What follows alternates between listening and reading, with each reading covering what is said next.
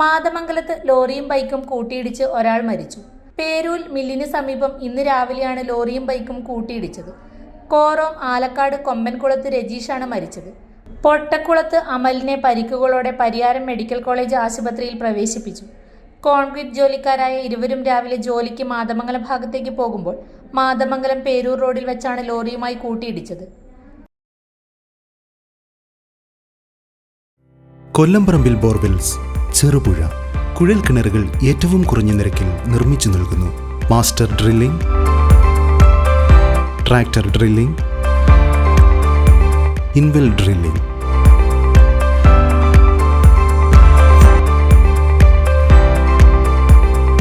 കുഴൽ കിണറുകൾക്ക് കമ്പ്യൂട്ടറൈസ്ഡ് സ്ഥാനനിർണ്ണയം. കേരള സർക്കാർ അംഗീകൃത ഏജൻസി.